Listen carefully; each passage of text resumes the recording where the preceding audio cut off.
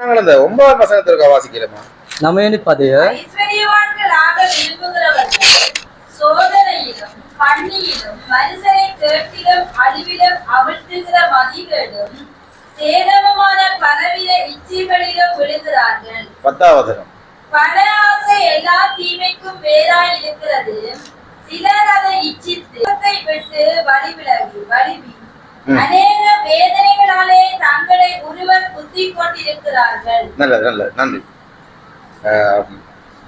என்னண்டா அந்த 6ஆம் வசனத்துல போதுமென்ற மனதுடன் கூடிய தேவ பக்தியே மிகுந்த ஆதாயம். 6වෙනි පදයේ ලක්පමණින් සතුටු වීම සමග භක්තිවන්තකම කියලා කියනු ලබනවා. நான் கிட்டடியில ஒரு ஒரு வீடியோ வந்து எனக்கு ஷேர் பண்ணிதான் எங்க குரூப்ல. අමෑතේදී වීඩියෝ එකක් ஷேர் பண்ணிட்டாங்க. அப்ப நான் பார்த்தேன் அதுல ஒரு இளவரசருக்கு பிறந்த நாள் கொண்டாடினாங்க. ඒක රජතුමන්ට උපන් දිනක් සමරුවා මේ වීඩියෝ එක දැක්කා මම. சரி ஓகே இந்த காலத்துல இளவரசர் இருக்காங்க சொல்லி போட்டு பார்த்தா கீழே கொமெண்ட்ஸ் எல்லாம் வேற மாதிரி இப்ப நாங்களும் இந்த புக் பண்ணலாம் அப்படி காய்ச்சல் கூட இல்ல இளைஞர் நடந்ததான்னு சொல்லி ஒரு ஆச்சரியம் வந்து මේ කාලවක මම තුල උපන් දින සමර නිසා බැලුවා තාත්ත මේ වගේ උපන් දින සමරීම සඳහා උත්සවපතන එක මම දැක්කා. இலங்கையில நடந்திருக்குன்னு சொல்லி இன்னும் ஆழமாவே பார்த்தா அது ஒரு பாஸ்டரோட பர்த்டே ලංකාවේ සිදුවලා ඇති කියලා මම තුවා එක පාස් එකේ උපන් දින பெரிய மோலோட புக் பண்ணி நான் பார்த்தேன் ஒரு இளவரசர்னு சொல்லி அப்படி இந்த அவ்வளவு லக்ஸரியா இருந்தது. විශාල හෝල් එකක් බුක් කරලා මම බැලුවා මාත්‍යට විදියට මේක සමරනවා කියලා. இந்த வெளிப்பாடு என்ன எங்களுக்கு ஆண்டவர் எங்களோட இருக்கான்றதுக்கு என்ன அறிகுறி? நாங்க நல்ல வடிவா கொஞ்சம் நகைகளை போட்டு காசை வச்சிருந்து வீட்டை கட்டி ஒரு பொஷா அப்படி இருப்பேன். දෙවියන් වහන්සේ අපසමග සිටිනවා කියන එක එළිදරවීම කුමක්ද? රත්තරන් මේ වෙලේ දේවල් අපි දාගෙන ඒක සමරමින් සිටිනවා අපි. யோசிச்சு பாருங்க. இப்ப இந்த இடத்துல ஒரு ஆள் வந்திருக்கு. அவர் தான் இலங்கையிலே பெஸ்டான ஒரு பிசினஸ் மேன். அவரை சுத்தி 10 கார் வந்து நிக்குதுண்டா இந்த சர்ச்சுக்கு வந்தா நீங்க என்ன யோசிப்பீங்க? මෙමෙස්සන ඔබ කල්පනා කරලා බලන්න මාත් ධනවත්තු කෙනෙක් ධනවන්තයෙක් මෙමෙස්සානේ සිටිනවා මාළුකෝ කියන්නේ කාර් එකේ ඇවිල්ලා බෑහල මෙමෙස්සානේ ආවාදීලා සිටිනවා ඒ මොහොත ඔබේ සිටිවිල කියලා සිටිබේද ஆண்டவரோட இருக்கிறார் பாருங்க அவ்வளவு உதவி செய்யறார். ஆண்டவர் அப்படி இருந்தாலும் நடக்கும். நான் இல்லைன்னு சொல்ல வரீங்க. දෙවියන් වහන්සේ සෝසම සිටිනවා සිටියොතරේ එක වෙනවා නැහැ කියලා කිව්වේ නැහැ. 2025ஆம் ஆண்டு காலத்துல இப்படி ஒரு விஷயம் என்னன்னு சொன்னா ஆண்டவர் எங்களோட இருக்கிறான்றதுக்கு அறிகுறி நாங்கள் ஆசீர்வாதமா இருக்கணும். 2025 වසරේ දෙවියන් වහන්සේ අප සමග සිටිනවා කියන එකේ සලකුණ නම් අපි ආශිර්වාදමත්ව සිටින්න ඕනේ. நான் கஷ்டப்படுறோம்னு சொன்னா ஆண்டவர் என்னோட இல்ல. අපි දුක් වෙනවා නම් දෙවියන් වහන්සේ අප සමග නැහැ. ஏதோ ஒரு பிரச்சனை இருக்கு எனக்கு. යම් කිසි ප්‍රශ්නයක් තිබිලා මට. என்ன பிரச்சனைன்றத கண்டுபிடிக்கணும்.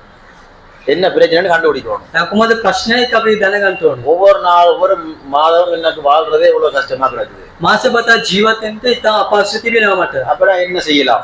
එන කුමද මම කරන්න ඕනේ?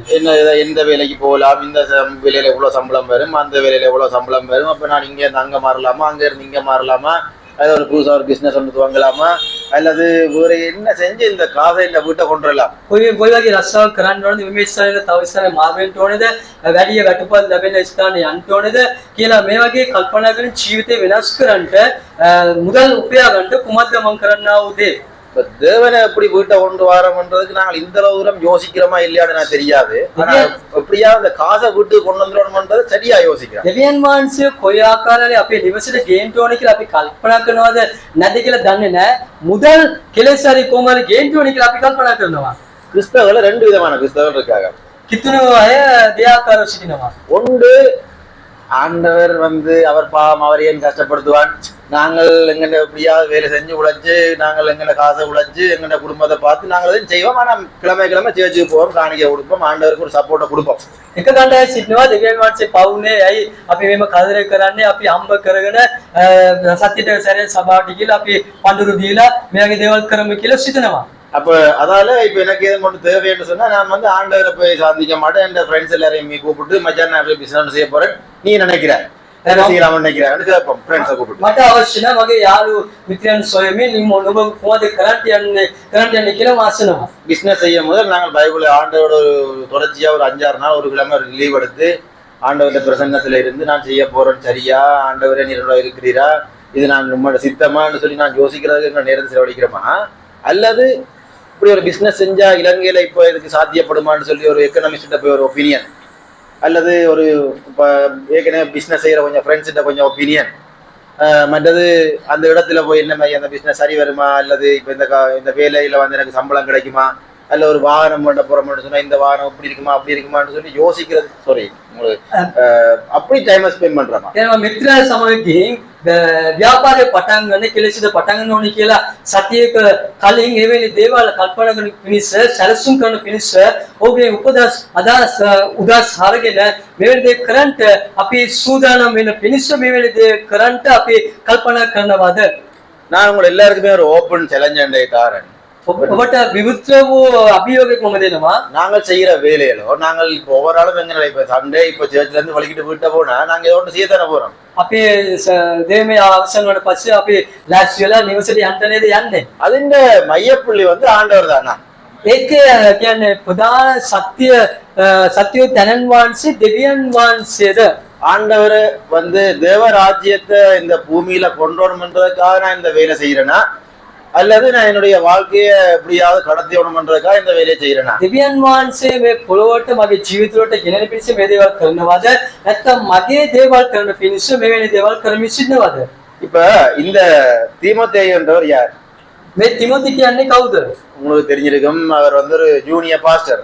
ඔබට சீனியர் பாஸ்டர் ஜூனியர் பாஸ்டர். ඔබට දන්නවා ඇති උපස්ථාන සේවකයා.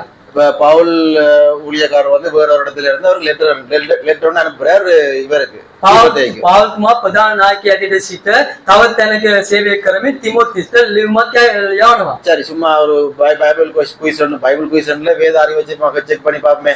எந்த சேர்ச்சில தீமோத்தேயு இருந்தார், எந்த சேர்ச்சில தீமோத்தேயு பாஸ்டர் இருந்தார்? ඔබේ දැනගෙන කොට බලමුකෝ කුමන සභාවේද තිමෝති සිටියේ? தீமோத்தேயு ஒரு பாஸ்டர். තිමෝති පාස්ටර් කෙනෙක්. எந்த சேர்ச்சில பாஸ்டர் அவர்? කොයි සභාවේද ඔබ පාස්ටර් කෙනෙක් ඇටියට சரி, සිටියේ? சேர்ச்சின பேர் அப்படியே எந்த ஊர்? හරි සභාවේ නම අතරින් කොමන ගමක මතයාගේ? எபேசு சபை. එපිසි සභාව. எபேசு என்றா எந்த ஊர்? එපිසි කියන්නේ කුමන නගරයේද? இந்த காலத்துல எந்த ஊர் அது? මේ කාලවල තුල කුමන ගමක්ද ඒක? துருக்கி. තුර්කි. அப்ப சரி, துருக்கி வந்து இந்த காலத்துல வந்து ஃபேமஸான நாடா இல்லாம இருக்கலாம். அந்த நேரம் துருக்கி என்றது என்ன? තුර්කි කියන්නේ කියන්නේ ඒක දැනගන්න පුළුවන් බැලේ දෙයක් වෙන්න පුළුවන්. නමුත් ඒ කාලවල කොයි ආකාරයක ෆේමස් තිබුණාද? சரி, இப்ப இந்த காலத்துல அமெரிக்கான்றது எப்படி? ஆஸ்திரேலியா. இலங்கைக்கு கொஞ்சம் ஃபேமஸ் ஆஸ்திரேலியா தானே. ஆஸ்திரேலியா பற்றி சொல்லுங்க. මේ කාලවල ඔස්ට්‍රේලියාවට ඇමරිකාව ගමුකෝ ලංකා දේශයේ ඒකනේ ධනවත් දේශයක්. ஆஸ்திரேலியாண்டா என்ன, பணக்காரடா பிச்சைக்காரடா? ඔස්ට්‍රේලියා කියන්නේ ධනවත්ද ඉදිරින්දන්ද?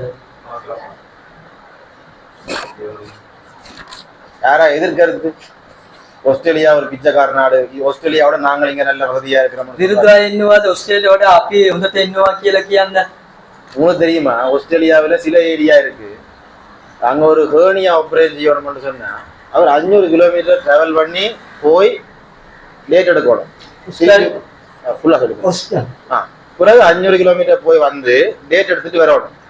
திருப்பி அந்த டேட்டுக்கு இன்னொரு 500 கிலோமீட்டர் டிராவல் பண்ணி போய் ஹேர்னியா ஆபரேஷன் 500 கிலோமீட்டர் யாழ்ப்பாணத்துக்கும் கொழும்புக்கும் விட தூரம். காலியும் யாழ்ப்பாணம்